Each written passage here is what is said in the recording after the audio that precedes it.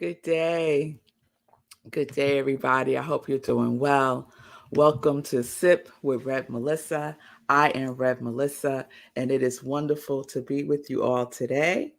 Today's show is pre recorded, also. Yes, it is. Yes, it is. And the reason why is because I'm going to the cemetery this morning. So, yesterday was the funeral service for Darwin. It was a beautiful service in Harlem at Abyssinia. Beautiful service. And today we're going to the cemetery. So, I wanted to pop on real quick. This is going to be a sip of a sip. Stay with me though, y'all. Stay with me. Put your comments in. I really appreciate the feedback I've been getting about this series this week. It seems to resonate with some of you. And new information too, right? Yes, yes. So welcome everyone. Welcome to Sip with Rev Melissa. I am Rev Melissa. SIP stands for Spirit in Practice. Spirit in Practice, where we get to practice, right? We get to practice because progress is in the practice, and practice makes progress. Yes? Oh, yes, it does. So I am a ordained interfaith minister, religious science practitioner, spiritual life coach, and the spiritual director at Rockland CSL in New York. And all of that is my ministry of joy, where I support people in living life in joy, connected to their yes. So if you need support, this is my ministry of joy. This is what I do. I work with people, I coach people, I support people in getting connected or reconnected or rediscovering or remembering their yes, their yes. So you can send me a DM and we could set up some time to talk. All right. All right. So we are in our default mode network series this week, and it is just so interesting to me. So yesterday I showed a really quick video to give you more information about the regions of the brain that is interacting to create this network. So I hope you found that interesting. And so today I wanted to talk about another aspect that gets triggered with the default mode network. So, just to remind you, the default mode network is a network of interacting brain regions that is active when we are not focused on the outside world. So, it's also known as your resting state consciousness or your wakeful rest, right? Wakeful rest, resting state consciousness. And the example that I've been using this week is it's like when you're driving and then all of a sudden you arrive at your destination and you have no recall of going from point A to point B. You're just there because your mind done wandered off, right? You're daydreaming, your mind is somewhere else. You're just on autopilot going, right? So I'm pretty sure all of us have had that experience, or you're just walking and all of a sudden you're there and you're like, how did I even get here? Right? Because your mind has wandered off. You're not focused. It's just on autopilot. And so those regions of the brain are active, right? There's a lot of activity going on in the network when you just wander off. And so the other day I shared like 3 areas that the default mode network is usually associated with, right? It could be positive, constructive. When you wander off, it's usually wandering thoughts that are positive, right? Or guilty, dysphoric, daydreaming about painful thoughts, right? Or guilt or shame, right? That's the tendency when you wander off. And then poor attention control. And that's when you just don't have the ability to focus, right? Your thinking is just all over the place. So that network, that region is highly activated. So another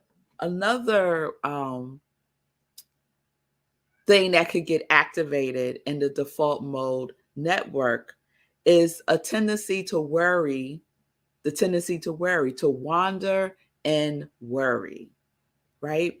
So You're not focused, right? You're daydreaming, your mind is wandering, and usually it's wandering in worry. Anyone relate to that? Wandering in worry, right? And so they've done a lot of research around this, and they're doing even more research around this when it comes to mental health challenges that people are facing. So they're doing a lot of research around this region of the brain as it connects to experiences of depression, even schizophrenia, even schizophrenia. So they really, really are curious about how those illnesses reflect or are connected to the activity of those regions of the brain and their connectivity to each other. Because remember, it's not about the percentage of the brain that you're using, it's about the connectivity, the quality of the connectivity. And so research has found that there's more connectivity in the brains of lonely people in this region, people who have experienced depression and other mental health challenges. And so, if that's the case, right, if you have a tendency to wander into worry, do you just stay there? Like, is it hopeless? No, it's not. Because I got to share the good news, right? Got to share the good news. There are techniques that we can do to calm the default mode network.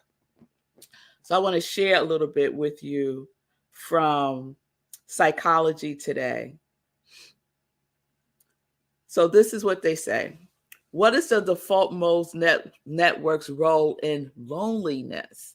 So many of us experience loneliness, and oftentimes what accompanies loneliness? Worry, right? So this is what they say. The default mode network is more connected in the brains of lonely people. There is more activity in the default mode network in the brains of lonely people. These people spend a lot of time thinking about what happened in the past and what will happen in the future, and with feelings of worry, anxiety, and dread. So there are techniques that we can use to calm this region down, right? And what do you think the number one technique is? Meditation. Meditation. So they say relaxation techniques like mindfulness, like transcendental meditation, and even deep breathing can quiet the default mode network. A study that appeared in the Journal of Cognitive, Affective, and Behavioral Neuroscience showed that meditation is associated with reduced activity in the default mode network. Also, any experience that sparks awe, like they give some examples, hiking to a mountaintop, or watching the moon rise, or swimming in the ocean, can take you out of your mind. Your focus is not on everyday worries, but more on the big picture. We are insignificant in the grand scheme of things, and we do not stew in our troubles, right? Think about watching the sunset or the sunrise, right? You're not in worry mode. You're in awe, right? You're like just in wonderment and not in worry.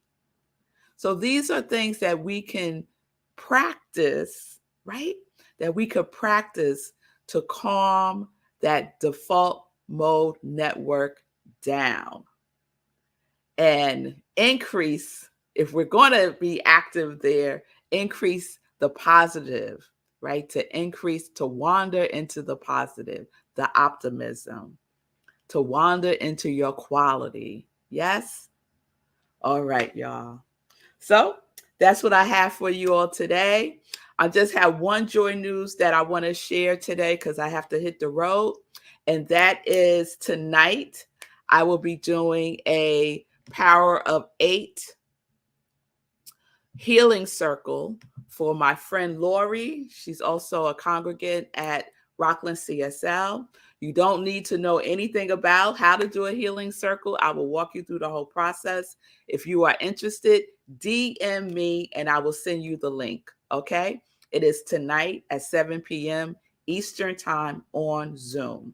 So if you are interested in just sending some healing energy to someone, you don't have to know them. That's the wonderful thing, too.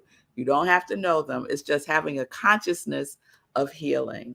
That's all that's required. So DM me. I'll send you the link. It happens tonight, 7 p.m. Eastern Time.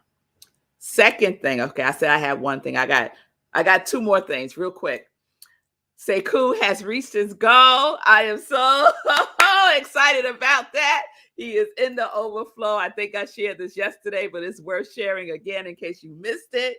So he has reached his goal of $3,650 for the nonprofit Back on My Feet. That is his entry into the New York City Marathon. So I am so excited for Seku and being in the overflow. So thank you all who gave and who gave again and again. So appreciate you.